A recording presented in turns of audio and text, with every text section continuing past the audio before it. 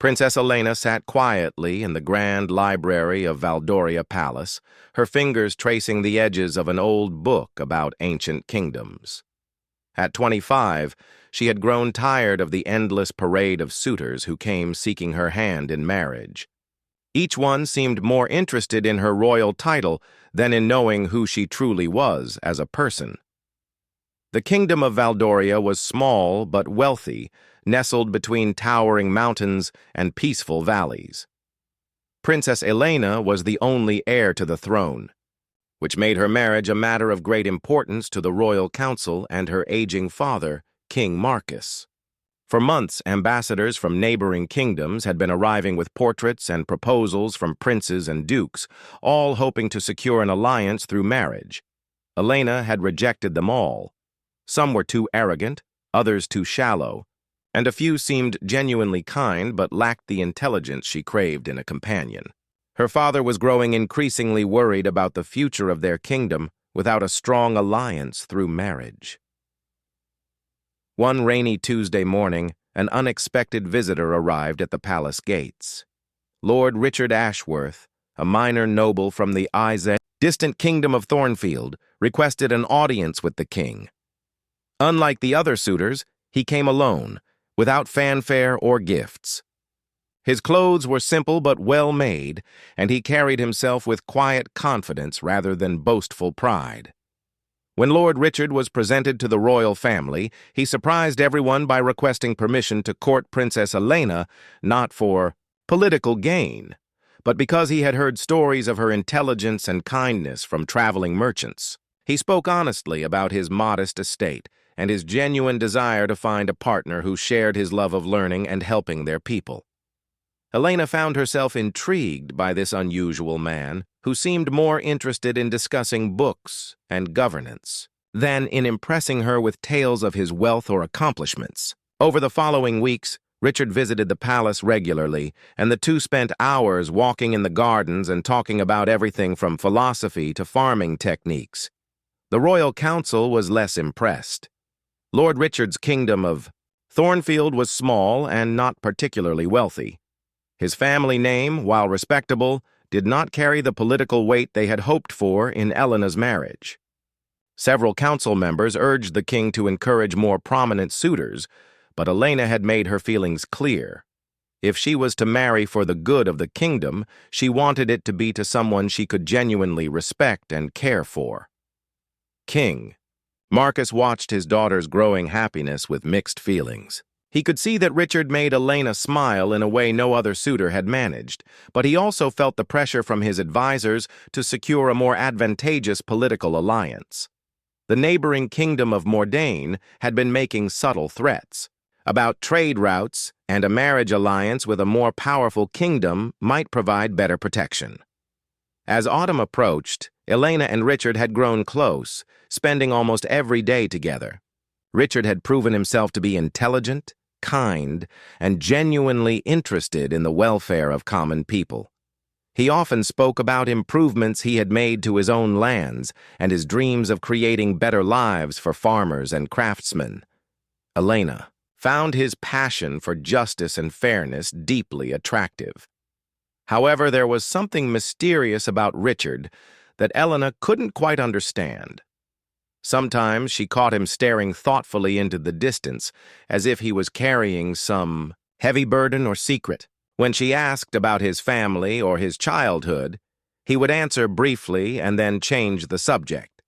There were also moments when his mannerisms seemed almost too refined for someone from a minor noble family, and his knowledge of court protocols was surprisingly extensive. One evening, as they sat by the fireplace in the library, Richard took Elena's hand and told her he had something important to discuss with her and her father the next day. His expression was serious, and Elena felt both excited and nervous about what he might reveal. The next morning, Lord Richard requested a private audience with King Marcus. Elena was asked to wait outside the throne room, pacing nervously as muffled voices came from behind the heavy wooden doors. After what felt like hours, her father's voice called for her to enter. When Elena stepped into the throne room, she found both men looking grave, but somehow also relieved. Her father gestured for her to sit down, explaining that Lord Richard had just shared some very important information that would change everything about their courtship and potential marriage. Richard looked directly at Elena, his eyes filled with both hope and apprehension, and began to speak in a voice that trembled slightly with emotion. Richard's hands trembled as he prepared to reveal the truth he had been hiding for months. He looked at Princess Elena with eyes full of love and fear, knowing that his next words could either bring them closer together or destroy their relationship forever. "Princess Elena," he began, his voice barely above a whisper, "I have not been entirely honest about who I am. My real name is Prince Alexander Thorne, and I am the Crown Prince of the Kingdom of Ethermoor." Elena felt the world spinning around her. Ethermoor was one of the most powerful kingdoms in the region, far larger and wealthier than Valdoria. If Richard was truly Prince Alexander, he was one of the most sought-after bachelors in all the neighboring lands, and his kingdom was known for its military strength and vast resources. "But why?" Elena asked, her voice filled with confusion and hurt. "Why would you lie to me about something so important? Why pretend to be someone you're not?" Alexander stood up and began pacing the room, his royal composure finally showing through his carefully maintained disguise. "Because I was tired of people only seeing my crown and my wealth.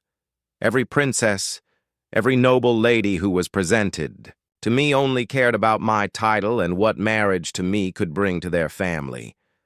I wanted to find someone who could love me for who I am as a person, not for what I represent."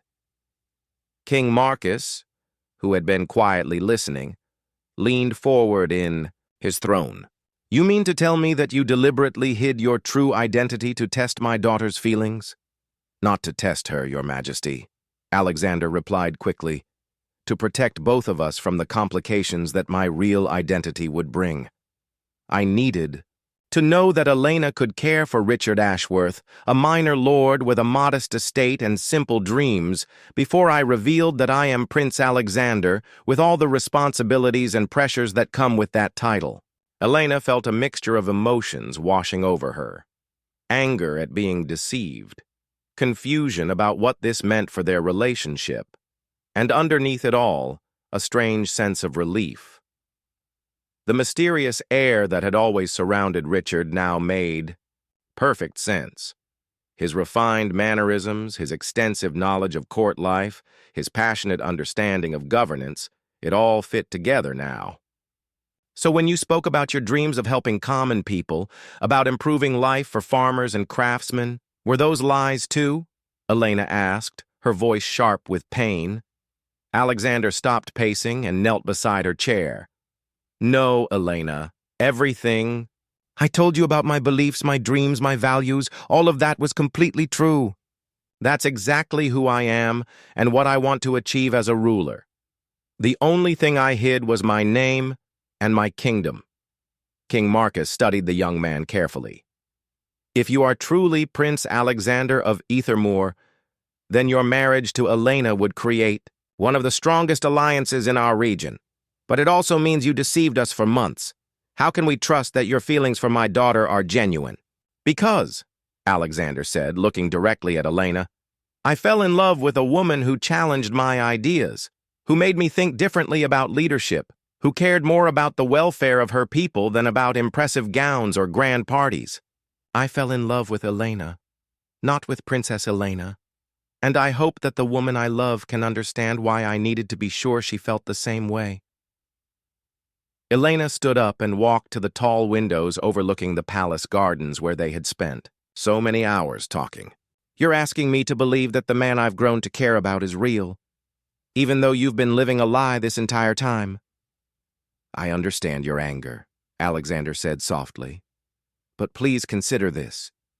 Would you have gotten to know the real me if I had arrived here as Prince Alexander with a royal procession and diplomatic ceremonies?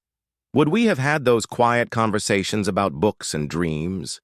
Would you have trusted me enough to share your own thoughts about ruling and helping people?"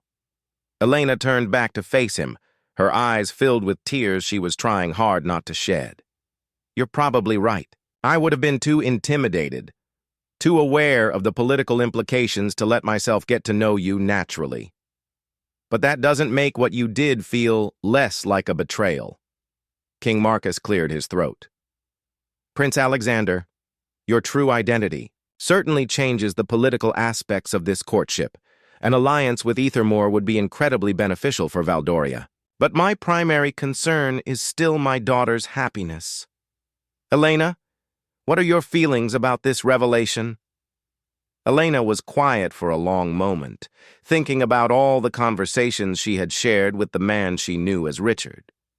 She remembered his genuine laughter when she told him silly jokes, his thoughtful questions about her opinions on various matters, and the way he had listened intently when she expressed her fears about becoming queen someday. "I need time to think," she said finally. "This changes everything and nothing at the same time.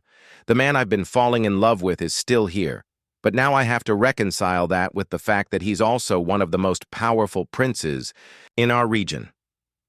Alexander nodded, understanding but clearly disappointed. "Of course. I know this is a lot to process. But Elena, please know that every moment we've spent together has been real for me. Every conversation, every shared laugh, every time I've looked at you and felt my heart race, none of that was part of any deception." As the formal audience ended, Elena found herself facing a decision that would not only affect her personal happiness but also the future of her kingdom. The man she had been falling in love with was still the same person, but now their potential marriage carried political weight she had never imagined. Elena spent the next 3 days avoiding Alexander completely. She took her meals in her private chambers, walked in the gardens only at dawn when she knew he wouldn't be there, and buried herself in books about the history of Ethermore. The more she read about his kingdom, the more complicated her feelings became. Ethermore was indeed powerful and wealthy, but the books also revealed that Prince Alexander had been implementing exactly the kind of progressive policies he had discussed with her during their long conversations. He had established schools for common children, improved farming techniques across his lands, and created fair trade agreements that benefited smaller kingdoms rather than exploiting them. Her lady-in-waiting, Margaret, finally convinced Elena to at least speak with Alexander again. "Princess, you cannot make a decision about your future while hiding from the man you need to understand better. Whether you choose to marry him or not, you owe it to yourself to have an honest conversation about what his deception means." That evening, Elena agreed to meet Alexander in the palace library where they had first begun to truly know each other. When she arrived, she found him sitting in the same chair he had occupied during their very first conversation, looking tired and worried. He stood immediately when she entered, his face showing both hope and fear. "Elena, thank you for agreeing to see me," he said quietly. "I know these past few days must have been difficult for you." She took a seat across from him, maintaining some distance while she organized her thoughts. "I've been reading about Ethermore and about you. The books say you've been working to improve life for common people just like you told me you wanted to do. That part wasn't a lie." Alexander leaned forward slightly. "Nothing I told you about my beliefs or my dreams was a lie. The only deception was my name and the size of my kingdom. Everything else, my values, my feelings for you, my hope for the kind of ruler I want to be, all of that was completely honest." Elena studied his face carefully. "But why reveal the truth now?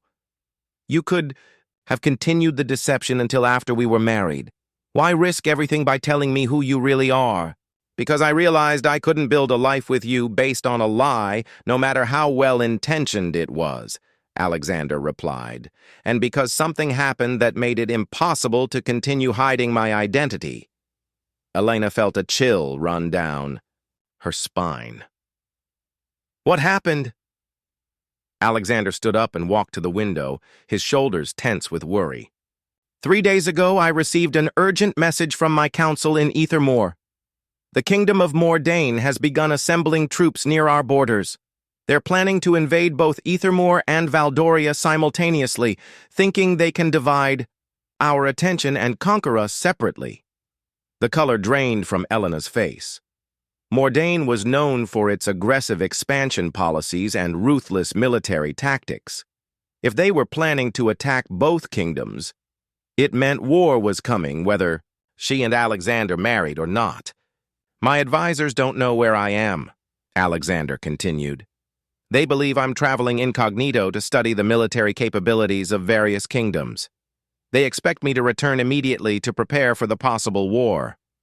But Elena, I couldn't leave without telling you the truth and asking you to consider not just marriage, but a military alliance between our kingdoms. Elena felt the weight of responsibility settling on her shoulders.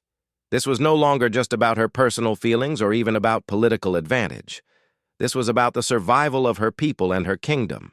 So you're saying that regardless of whether we marry for love, we need to marry for war? She asked, her voice steady despite the turmoil in her heart. I'm saying that I love you, and I want to marry you because you're the most remarkable woman I've ever met, Alexander said, turning back to face her. But I'm also saying that our kingdoms need each other now more than ever. Mordain can defeat either of us alone, but together, we have a real chance of protecting our people. Elena stood up and began pacing, just as Alexander had done during their conversation with her father. This changes everything again. Now I have to wonder whether your feelings for me are genuine, or whether you're just a very good strategist who realized that wooing me personally would be more effective than formal diplomatic negotiations. Alexander crossed the room quickly and gently took her hands in his. Elena, look at me. I fell in love with you before I knew about Mordain's plans. I made the decision to tell you the truth before the military situation became urgent. Yes, our marriage would help both kingdoms. But I would want to marry you even if our kingdoms were at peace and had no need for alliance. Elena looked into his eyes, searching for any sign of deception. What she saw there was the same warmth and sincerity that had drawn her to Richard Ashworth. But now she also saw the strength and determination of a prince who was prepared to lead his people through war if necessary. If I agree to marry you, she said slowly, I need to know that you will never lie to me again, no matter how good your intentions might be. I need to know that you see me as an equal partner, not just as a political asset or a woman to be protected while you make the real decisions. Alexander's grip on her hands tightened slightly. I swear to you, Elena, that I will never deceive you again. And I want you as my partner in every sense of the word. Your intelligence, your compassion, your understanding of how to lead people, these are exactly the qualities I need beside me, whether we're facing war or peace. Elena felt her heart racing as she realized she was on the verge of making a decision that would determine the course of her entire life. The man standing before her was both the Richard she had fallen in love with and Prince Alexander, one of the most powerful rulers in the region. He was offering her both love and partnership in facing the greatest challenge either of their kingdoms had ever encountered. I need one more night to think, she said finally. But Alexander, I want you to know that despite my anger about your deception, my feelings for you haven't changed. The man I fell in love with is still here, even if he comes with complications. I never expected. Alexander brought her hands to his lips and kissed them gently. Whatever you decide, Elena, I will respect your choice. But I hope you'll choose to face the future with me, as partners and as equals. Elena barely slept that night. She stood at her bedroom window watching the sunrise paint the mountains in shades of gold and pink, thinking about everything that had happened over the past few months. By morning, her decision was clear, though it still frightened her with its enormity.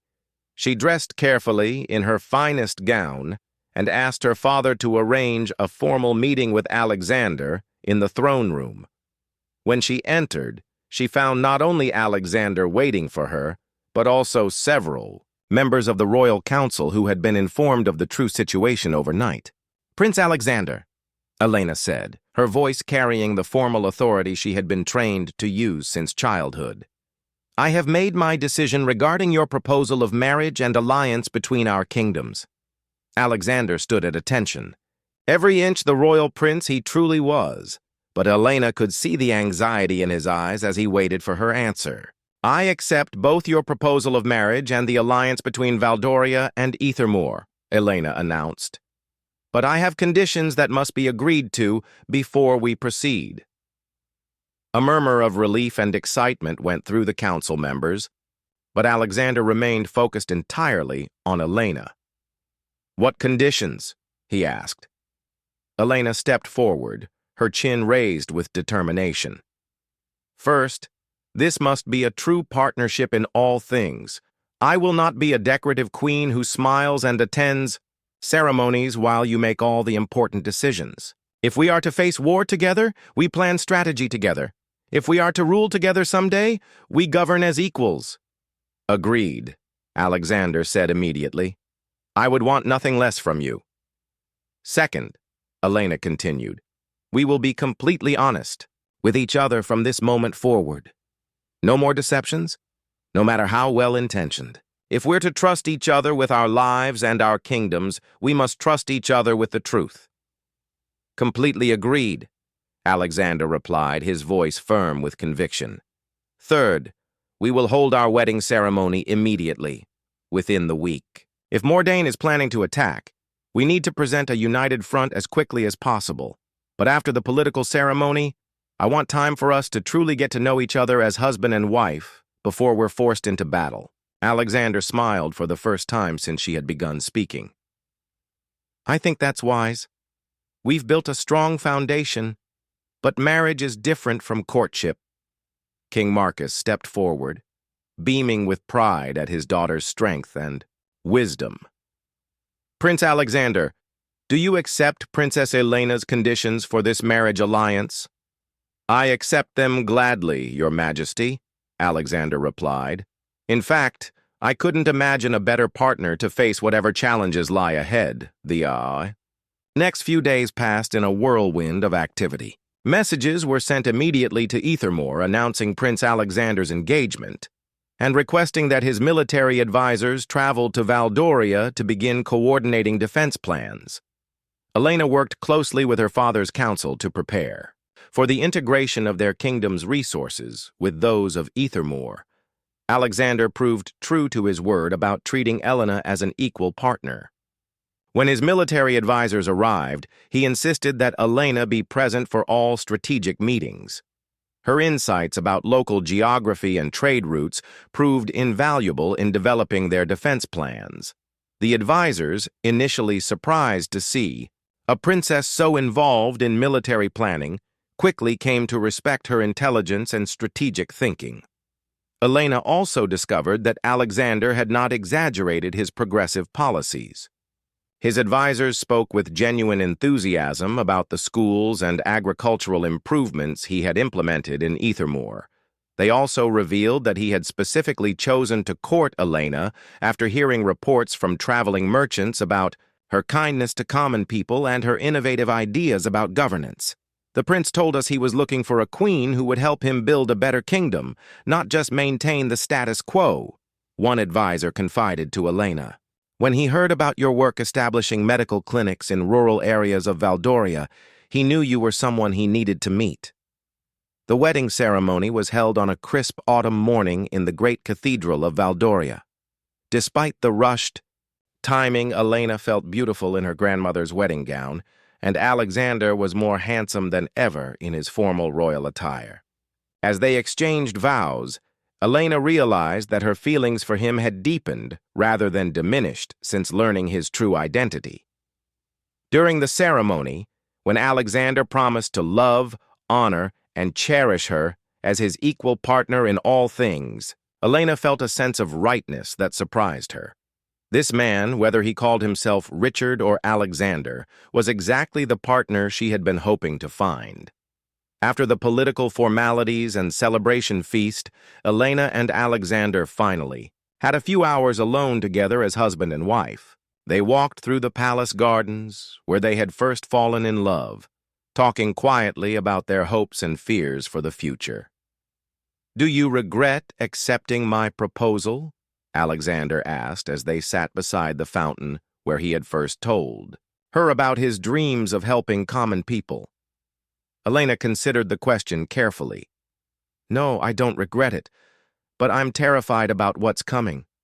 War, ruling a combined kingdom, being responsible for so many lives, it's overwhelming." Alexander took her hand and squeezed it gently. "I'm terrified too, but I feel like I can face anything with you beside me. These past months of getting to know you have shown me what real partnership can look like." Elena leaned against his shoulder, feeling more content than she had since his revelation. "I think we're going to be good for each other, Prince Alexander." "I think so too, Princess Elena," he replied, kissing the top of her head. "And I think we're going to be good for our people as well." Their peaceful moment was interrupted by a messenger arriving with urgent news. Scouts had confirmed that Mordain's army was indeed massing at the borders, and they would likely attack within the month.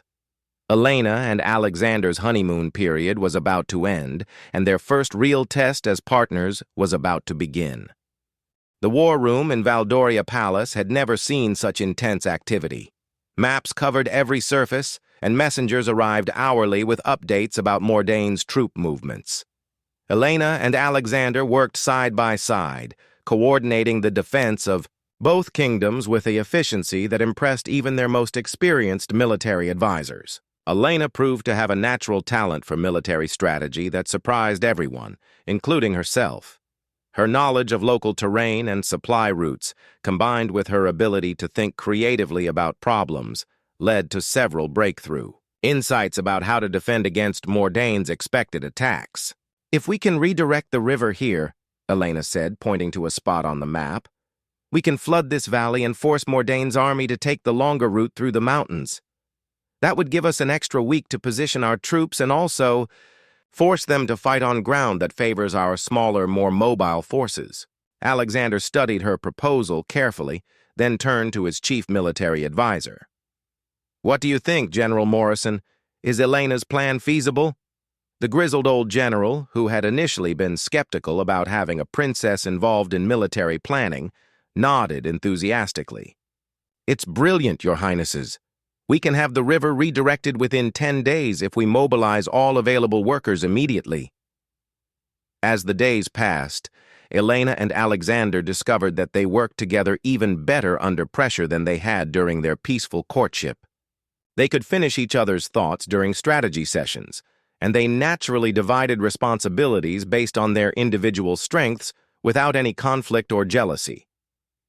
Alexander handled negotiations with neighboring kingdoms for additional military support, while Elena organized the logistics of feeding, housing, and supplying their combined armies. She also took on the crucial task of maintaining morale among the common people who were understandably frightened about the approaching war.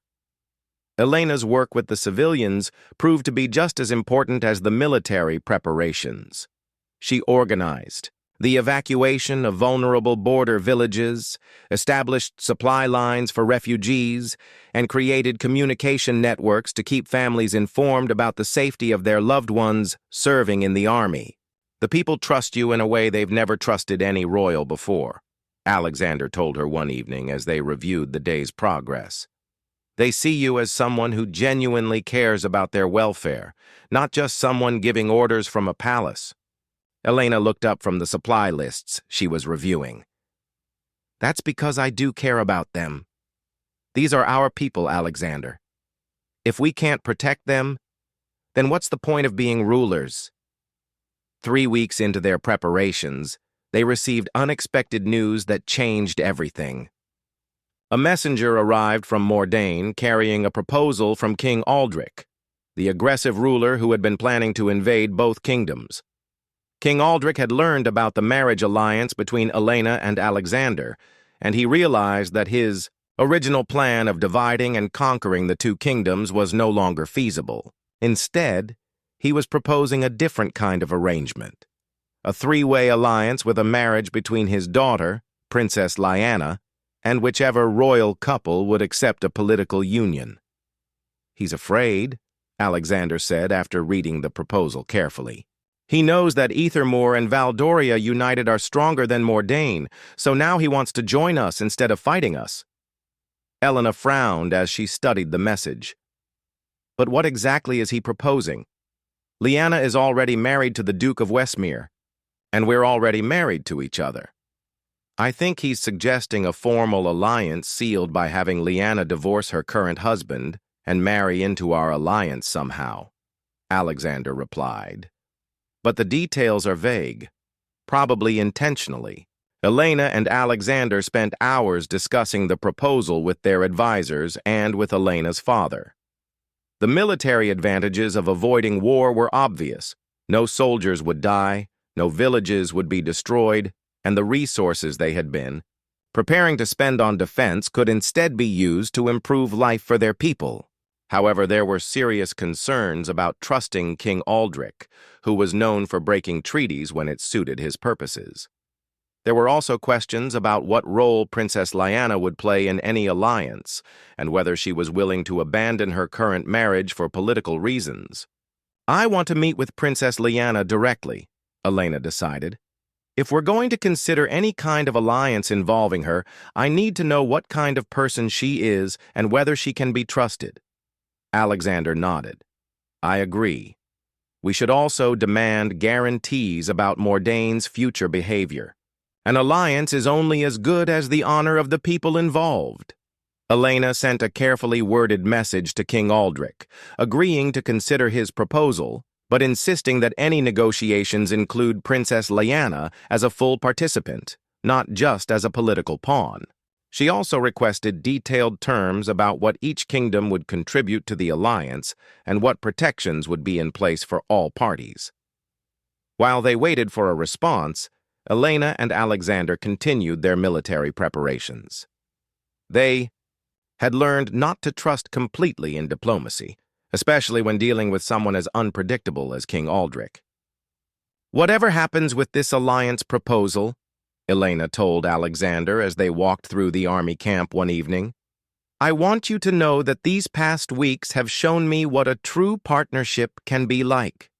We've faced our first major crisis together, and I feel stronger because of it." Alexander stopped walking and pulled Elena into his arms.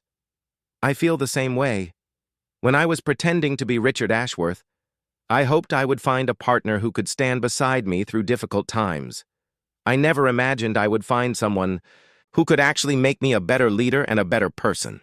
Their romantic moment was interrupted by the arrival of another messenger, this one carrying Princess Lyanna's personal response to Elena's invitation for direct negotiations. As Elena read the letter, her expression changed from curiosity to surprise, to something approaching admiration. "What does it say?" Alexander asked. Elena looked up at him with a mixture of excitement and apprehension. "Princess Lyanna says she's willing to meet with us, but she has conditions of her own. And Alexander, I think we may have underestimated her completely." Princess Lyanna arrived at Valdoria Palace with a small but impressive escort, and Elena immediately understood why they had underestimated her. Rather than the typical pampered royal daughter they had expected, Lyanna was clearly an intelligent, strong-willed woman who had been managing many of Mordain's domestic policies while her father focused on military expansion. During their first private meeting, Lyanna revealed information that stunned both Elena and Alexander. "My father doesn't know I'm telling you this," she said quietly. "But the reason he suddenly wants an alliance isn't just because he's afraid of your combined military strength. Mordain is facing serious internal problems." Elena leaned forward intently. "What kind of problems?" "Crop failures from poor farming policies, tax revolts from overtaxed merchants, and growing unrest among common people who are tired of funding endless military campaigns instead of improving their own lives," Lyanna explained. "My father's..." Aggressive expansion plans have been bankrupting our kingdom while making him more enemies than allies. Alexander exchanged a meaningful look with Elena. So King Aldrich needs peace more than we do. Exactly, Lyanna confirmed. But he's too proud to simply ask for help or admit that his policies have failed. The alliance proposal gives him a way to save face while getting the support Mordain desperately needs. Elena studied the young woman carefully. What do you want? Out of this alliance, Princess Lyanna? Your father's proposal mentioned marriage arrangements, but you're already married? Lyanna's expression hardened. My marriage to the Duke of Westmere was arranged when I was 16 and completely political. He's twice my age, treats me as a decorative object, and has no interest in my ideas about governance. If I can negotiate my freedom from that marriage, as part of a larger alliance, I would gladly do so. And then what? Alexander asked. What would your role be in a three-kingdom alliance? I would want to serve as Mordain's primary representative and eventually become queen in my own right, Lyanna said, with quiet determination. My father is getting older, and his aggressive policies have proven disastrous. Mordain needs a different kind of leadership if it's going to survive and prosper. Elena felt a surge of respect for Lyanna's ambition and clarity of purpose. You're talking about essentially overthrowing your father's entire approach to ruling. I'm talking about saving my kingdom and my people from the consequences of his mistakes, Lyanna replied firmly. And I believe that working with leaders like you two, who actually care about the welfare of common people, is the best way to do that. Over the next several days, Elena, Alexander, and Lyanna worked together to design a completely new kind of alliance. Instead of the traditional military pact that King Aldrich had originally envisioned, they created a comprehensive partnership focused on trade, agricultural cooperation, education, and shared governance principles. The three kingdoms would maintain their independence but would coordinate policies on trade, justice, and defense. They would share resources for building schools, improving farming techniques, and developing fair legal systems. Most importantly, they would support each other's efforts to prioritize the welfare of common people over the ambitions of nobles and military leaders. This could actually work, Elena said as they finalized their proposal. Not just as a way to avoid war, but as a model for how kingdoms can cooperate instead of constantly competing with each other. Lyanna nodded enthusiastically. My people are exhausted from years of conflict and taxation for military campaigns. They would welcome leadership focused on building better lives instead of building armies. The challenging part was presenting their proposal to King Aldrich in a way that would allow him to accept it without losing face. Elena suggested that they frame the alliance as a powerful new confederation that would make all three kingdoms stronger and more influential in regional politics. When King Aldrich arrived for the formal negotiations, Elena was impressed by how skillfully Alexander and Lyanna managed the diplomatic conversations. They allowed the king to believe that the alliance had been primarily his idea, while gradually introducing the elements they actually wanted. The final negotiations took place over 3 intense days. King Aldrich initially resisted some of their more progressive proposals, but Lyanna's detailed presentation of Mordain's internal problems eventually convinced him that dramatic changes were necessary for his kingdom's survival. Elena found herself serving as a mediator between different viewpoints, helping to find compromises that satisfied everyone's essential needs while maintaining the integrity of their vision for cooperation.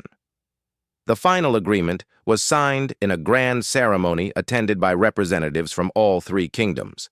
Princess Lyanna's marriage to the Duke of Westmere was dissolved by mutual consent, and she was formally recognized as heir to Mordain's throne.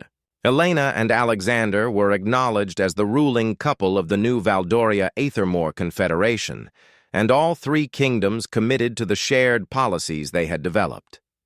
As the ceremony concluded, Elena reflected on how dramatically her life had changed over the past few months. She had started as a lonely princess avoiding unwanted suitors, and now she was part of a revolutionary alliance that could reshape the entire region. That evening, after the formal celebrations had ended, Elena and Alexander walked together through the palace gardens where their love story had begun. The autumn air was crisp, and the first stars were appearing in the darkening sky. "Do you think we made the right choice?" Elena asked, taking Alexander's hand as they strolled past the fountain where they had shared so many conversations. Alexander squeezed her hand gently. "I think we made the brave choice. Whether it's the right choice depends on how well we live, up to the promises we made today." Elena smiled, thinking about Princess Leanna, who was probably planning her return to Mordain and the enormous task of transforming her kingdom's policies. Leanna is going to face serious challenges convincing her nobles to support these changes. "She's stronger than her father realizes," Alexander replied, "and she'll have our support. That's what this alliance really means. None of us has to face our challenges alone anymore." As they reached the rose garden where Alexander had first told Elena about his dreams for helping common people, Elena realized that those dreams were now becoming reality on a scale neither of them had imagined when he was still pretending to be Richard Ashworth. "You know," Elena said thoughtfully, "in a strange way, I'm grateful that you deceived me about your identity. If you had arrived here as Prince Alexander with a royal procession, we never would have had the chance to really know each other. And without that foundation of trust and understanding, we never could have built what we have now." Alexander stopped walking and turned to face her fully. "And if you had been the kind of princess who only cared about titles and political advantage, I never would have found the partner I needed to actually achieve the things I dreamed about." Elena reached up and touched his face gently. "We've been through deception, revelation, the threat of war, complex negotiations, and creating a new kind of alliance. I think we can handle whatever comes next." "I love you, Elena," Alexander said, pulling her close. "Not Princess Elena, not the future queen of our confederation, just you. The woman who challenges me, supports me, and makes me want to be better than I ever thought I could be." "I love you too, Alexander," Elena replied, feeling the same surge of happiness and rightness that she had felt during their wedding ceremony. "And I'm excited to see what we can build together." As they kissed under the starlit sky, both Elena and Alexander knew that their real adventure was just beginning. They had found love despite deception, created partnership despite political pressure, and built peace despite the threat of war. The three-kingdom alliance they had established would require constant work and cooperation, but they had proven to themselves and each other that they could handle whatever challenges lay ahead. In the months that followed, the alliance proved to be everything they had hoped for and more. Trade flourished between the kingdoms, agricultural innovations spread rapidly, and the shared educational programs began producing a new generation of young people who thought of cooperation rather than conflict as the natural way for kingdoms to interact.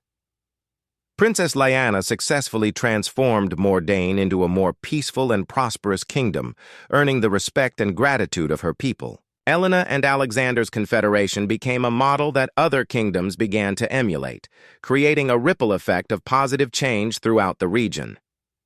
Years later, when Elena and Alexander told their children the story of how they met and fell in love, they always emphasized the lesson they had learned together, that the most important truths about a person aren't revealed by their title or their wealth, but by their character, their values, and their commitment to making the world better for everyone around them. The arranged marriage that had started with deception had become a true partnership built on honesty, mutual respect, and shared dreams. And the alliance born from the threat of war had created lasting peace and prosperity for three kingdoms and their people.